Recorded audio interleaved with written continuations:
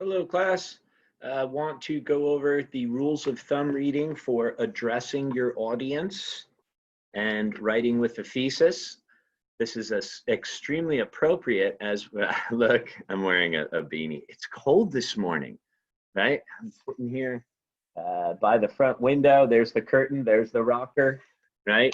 Sitting here by the front window and yeah, it's chilly. It's chilly. So one of the cool benefits of online learning is I can bundle up. You can't see it, but I'm wrapped in a blanket like a burrito. Simile was one of our figures of speech from the reading about style last class.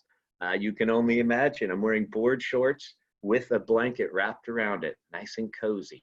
Nevertheless, so this is an extremely appropriate reading for your intro paragraphs as you're composing them, because when you address your audience, the three things the book tells us to consider are tone, level of information, and persuasion. So tone, your word choice; level of information, that's when you provide your background on the subject and topic; and persuasion is when you demonstrate, right, Rogerian strategy. You always want to be Rogerian and demonstrate empathy.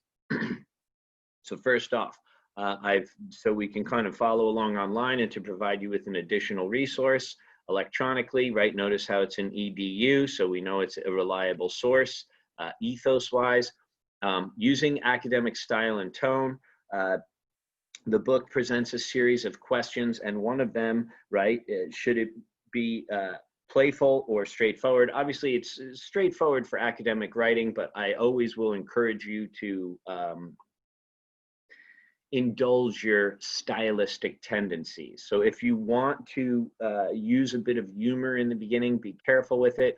That's why it's a draft. That's why it's a draft of the thesis. But make sure that you're very careful, because humor can be difficult sometimes, and it's hard to make people laugh, and you don't want to offend anyone. So should I be playful or straightforward? First question, I suggest straightforward. Two, should you include personal experiences? Yes, yes, and yes.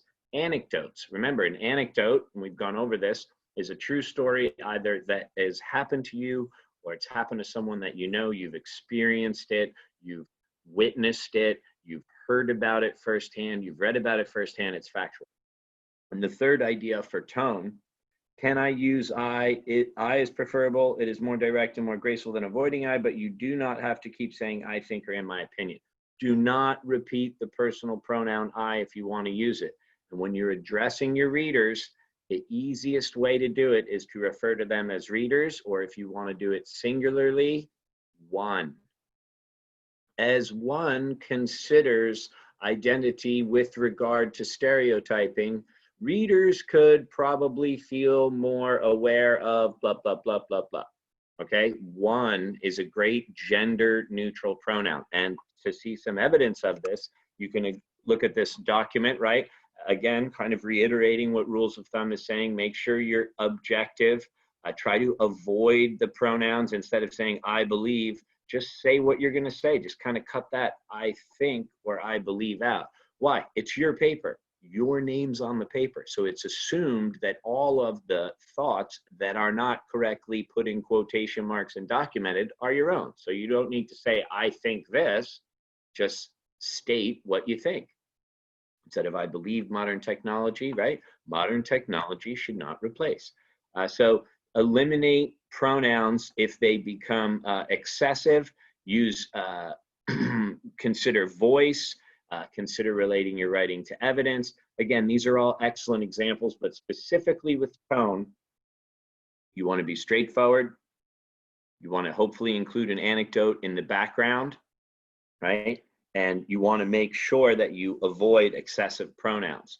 Now, level of information. Again, think about what your reader might need to know about your subject matter. Are you maybe writing about a TV show or a movie or a school or an institution, right? Give them background information about that. A few sentences, right? And then last, the idea of persuasion. Consider your audience's assumptions about the subject and about the position you want to take. This also relates to background information, but mainly this relates to Rogerian argument, right?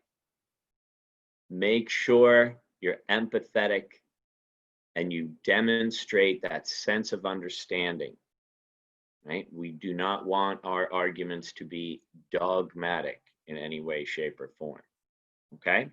So next up, writing with a thesis. I have pulled up the thesis page, and I will put the links to both of these pages at the bottom after the video that you're watching right now. Back to owl.purdue.edu, right? First question for the thesis, determine what kind of paper you're writing. Obviously, we're writing an argumentative paper. So as we look, makes a claim about a topic and justifies the claim with evidence. Absolutely. So when you know your thesis, when you don't know your thesis, and phrasing your thesis were all excellent suggestions. Oh, and they also put where to state your thesis in the book.